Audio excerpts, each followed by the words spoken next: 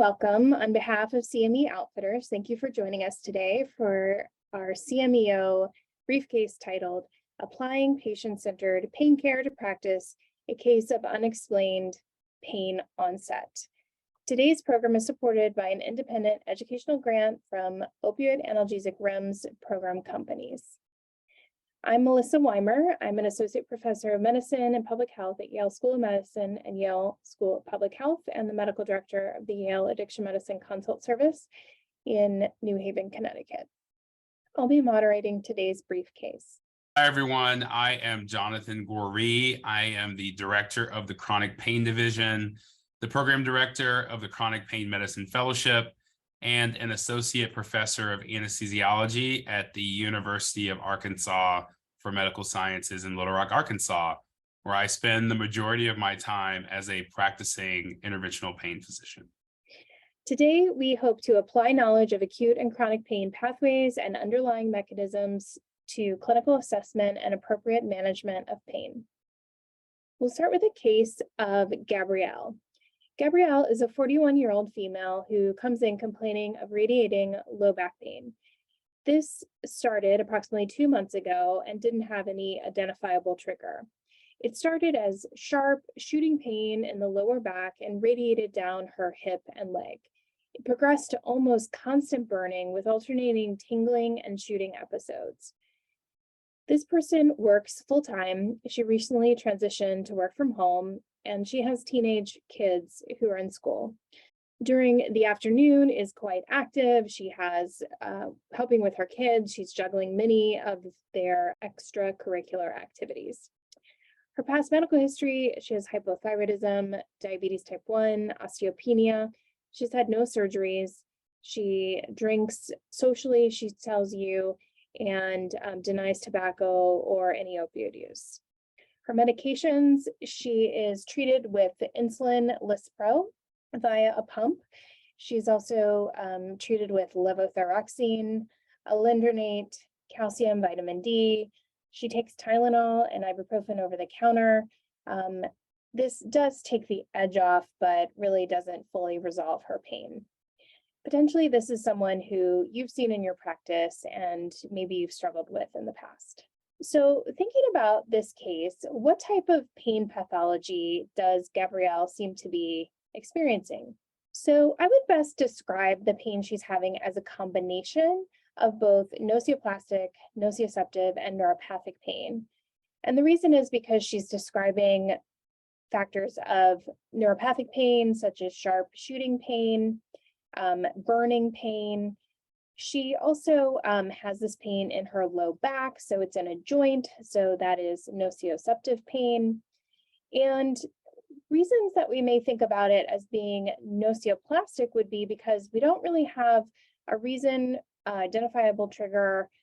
This seems to be going on for quite a while without improvement, and that could suggest that there's a developing chronic component or a component of worsening pain that may have other biopsychosocial factors explaining it. So the way that we classify pain, there's really three major categories. There's nociceptive pain, there's neuropathic pain, and a newer category called nociplastic pain. So let's start with nociceptive pain, and that's the one that we're all most familiar with. And that's really pain that comes from tissue damage, or really non-neural tissue damage. You know, if you stub your toe, you cut your finger, you bang your elbow against the table, that's nociceptive pain. And it basically pain that occurs with normal nerve functioning. So you have damage to tissue, and then the nerve sends signals of that damage to tissue to the brain, and you have a normal functioning kind of sensory experience of pain. Second is neuropathic. And that really occurs because of a lesion or damage or disease in the somatosensory nervous system. So basically that is really damage to a nerve. And so when the nerve sends a signal to the brain, it's a little bit different because that's basically a signal of a dysfunctional nerve instead of functional nerve tissue giving a signal of tissue damage. So good examples of this are diabetic neuropathy, radicular pain, or carpal tunnel pain. The last one is nociplastic. And that's really pain that's due to altered sensory processes, right? So there's no physical evidence of nerve damage. There's also no physical evidence of tissue damage. And a lot of times this is heavily associated with biopsychosocial factors. So good examples of this would be fibromyalgia or complex regional pain syndrome. A lot of these global pain diseases in which there's nothing we can really see on imaging. There's nothing we can often see on exam, but we know that the patient is experiencing pain. As we classify pain, we also have to remember that not all of these often exist, or they often don't exist in isolation. So it's very possible that someone can have an injury which is a mixed signal of both neuropathic and nociceptive pain. And patients can even have all three at the same time. A patient with fibromyalgia can have an injury in which there is both damage to tissue, which is communicated to the brain through normal nerve processes, but there's also a nerve injury component, and they have a neuropathic pain state. Now, the other thing to look at is kind of the difference between acute, subacute, and chronic. And acute pain is normally pain that lasts for 6 weeks or less. And as that pain begins to have what I would call physiologic changes, and actually as pain begins to almost turn from a nociceptive picture into more of a neuropathic picture, because we have to remember that as nerves fire for longer periods of time, that signal becomes dysfunctional, then that becomes chronic pain. A lot of times we estimate when that kind of change happens from acute pain to chronic pain, but it's really about the morphology of the pain, which is more important than the actual kind of time course. So as we look at this case, we have a patient who has a neuropathic pain state. So as we can see, she has radiating low back pain, but there's also a nociceptive piece to this pain. And as we look at her pain, she has constant burning, but she also has tingling and shooting episodes. So it really is a mixed picture. She really is kind of at that subacute stage where she's somewhere in between acute and chronic, and probably in the middle of that transition as she's at 2 months. And we note that because of the kind of morphology of that pain, and that morphology is changing over time. Started with sharp and shooting and burning, and it's kind of turning into tingling and shooting. She's likely been sitting a lot, as we can see, and that transition to work from home, she's probably much more sedentary than she was previously. We also see that she's juggling a lot of activities and having to deal with her teenagers, and that move to homework can also be stressful. And so those biopsychosocial elements of stress and probably honestly fatigue are probably there. We also have to think about comorbidities as we think about treatments. This patient has diabetes and osteopenia. And so there are some risks to steroid use. And if we're going to use steroids, we probably should use targeted steroids instead of systemic steroids to kind of limit those risk factors. But even with targeted steroids, those risk factors are still there. Lastly, we have to look that this patient has been taking a fair amount of Tylenol and ibuprofen, or acetaminophen and ibuprofen. And while that takes the edge off, it doesn't resolve her pain. And whenever a patient is on medications, even over-the-counter medications, we really have to think about the comorbidities and also the side effects that those medications can cause. And so what could be going on with this patient? Patient with low back pain, with pain going down their legs, that's been happening for about 2 months. It's very likely that this patient has lumbar radiculopathy, probably caused by a herniated disc. And so we have to do a thorough pain assessment. Even though that's most likely, we also have to rule out all the other things that can cause this sort of pain. For example, a nerve entrapment syndrome outside of the spine, a patient who has a cancer diagnosis or a MET to the spine, or many other things, or a cyst or an infection. And so we have to really do a thorough pain assessment to make sure that we're not missing any important pain components.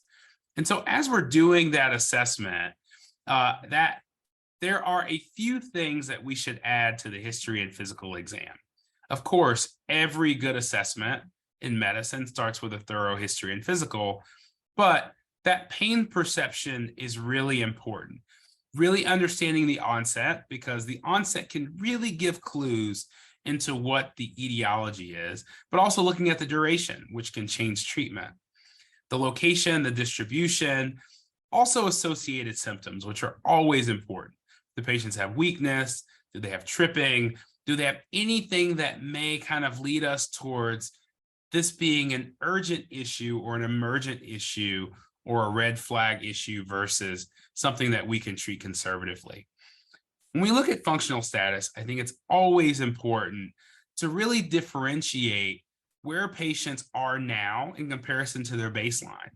So I always say that a patient who was a marathon runner who now can only run a 5K is just as concerning as a patient who could only stand but now can only sit. That change in their daily activity is really important. And we also have to remember that as patients lose activity, they also lose cardiovascular status, they lose muscle mass, et cetera. So keeping patients at their baseline activity level is important.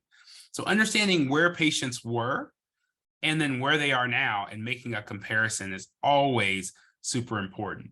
It's also important to understand what patients have done, both so we can understand, as we said before, what the side effects of those previous and current treatments are, but also to ensure that we're not going to try to reinvent the wheel and provide a therapy that patients have already used and it was ineffective. Not to mention those prior therapies can also give clues into what the etiology is. Lastly, it's always important to really understand psychosocial factors, to understand patients' home and living situation, to understand their opioid risks, to understand their support network, but then also to understand their access. Patients who live in rural communities often don't have access to things that patients who live in urban communities have. When we refer patients to physical therapy, understanding whether they have physical therapy that's local, but also do they have the means to pay for physical therapy? But lastly, do they have transportation to get to physical therapy? All those things are important to ensure that patients have proper follow-through and proper treatment. Next, we have to talk about the red flags for low back pain. Low back pain is common, and most times, especially acute low back pain, gets better. It's mechanical, it's self-limiting, and it gets better with conservative care. That being said, sometimes patients can have low back pain that's associated with certain symptoms that are concerning. And it turns that encounter from something that is normally self-limited and treatable with conservative care to something that needs an urgent or an emergent workup. Either needs to see a neurosurgeon, needs to go to an emergency room, or needs urgent imaging. One is Cauda-Equina syndrome, when patients have progressive motor loss, or they have new saddle anesthesia or urinary or fecal incontinence. A lot of times patients may have some sort of incontinence that is due to their inability to be mobile. And so I often ask patients, have you had an accident that you were unable to feel and then just kind of noticed later on in the day? And that normally is a sign that they may be having Cauda-Equina syndrome. Another is a fracture. And it's important to look at with patients who have severe pain, that pain is worse whenever they move in any direction.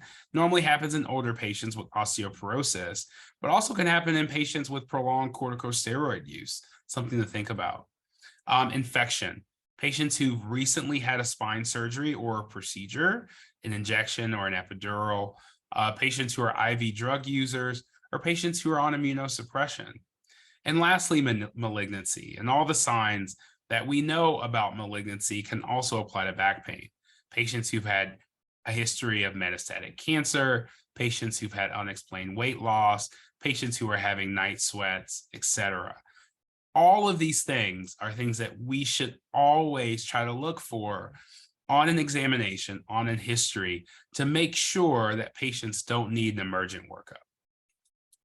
So now moving back to this case, I think it's really important as we look through her history and her interview to understand what's going on with Gabrielle and what we can do to really help her with her low back pain and potentially even improve some of those psychosocial problems. So she appears very anxious. She's very stressed and visibly uncomfortable. And a lot of patients who I encounter often have disc herniations that are associated with high stressors in their life. And so potentially, as we will get into treatment in a second, helping Gabrielle to understand how stress plays a part into her pain pathology and how she can use certain tools to potentially eliminate stress and at least eliminate the risk of future disc herniations in the future.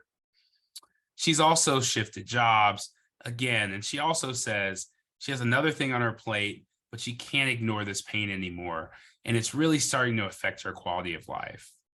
Again, as we look at physical exam, straight leg raise is positive, which is when you have a patient lay supine and you lift their leg to 45 degrees, and that causes reproduction, not of their back pain, but of their radicular pain. Whenever you see a positive straight leg raise, then you have to have a high suspicion for a disc herniation causing lumbar radiculopathy. Fortunately, she has no weakness, numbness, foot drop, visible wounds, or impaired reflexes. And so a lot of those, as we look for those alarm signs, it seems that they're not there. Her hemoglobin A1C is under well control, and her labs are also under well control. And again, as we look at her pain assessment, this is a new pain. It worsens when she reaches toward the floor. Hot showers help. She is having some sleep interruptions, which are always a poor sign, and she has a minimal risk of substance misuse. So here's another question for you. Treatment goals for acute and subacute low back pain include all of the following except.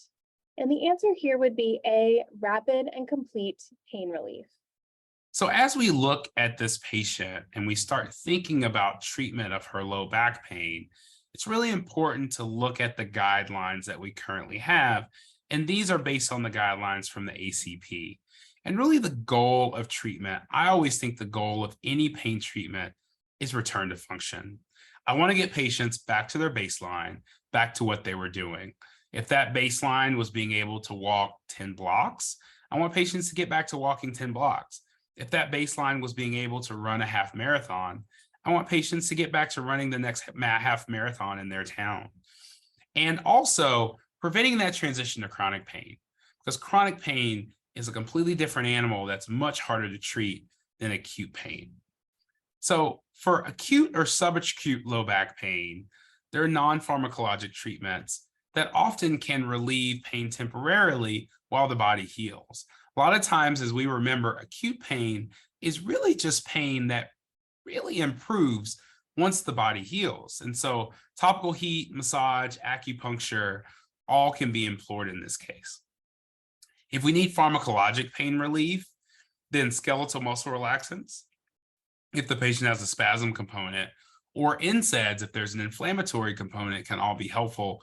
Of course, remembering to check labs, make sure patients have adequate renal function and they don't have a history of peptic ulcer disease. Gabapentinoids can also be helpful if the pain is neuropathic. Gabapentin or Lyrica, gabapentin or pregabalin, or the use of SNRIs can also be helpful for neuropathic pain.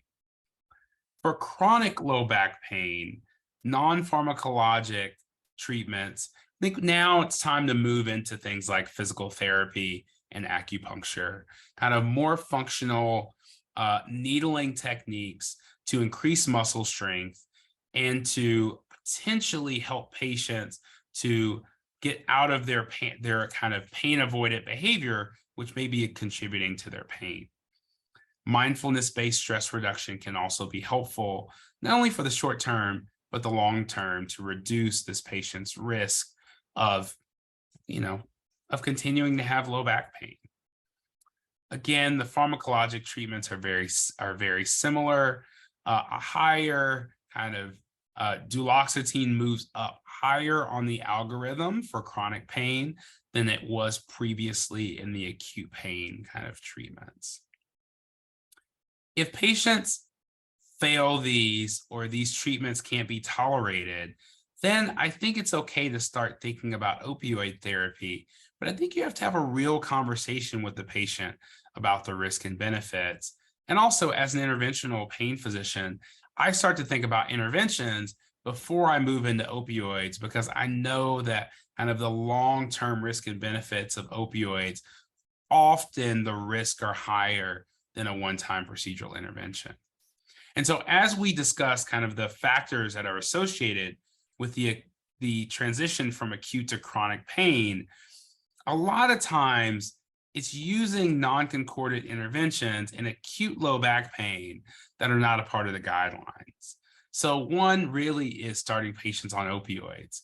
And opioids, as we can see, can kind of increase the number of patients who develop chronic back pain.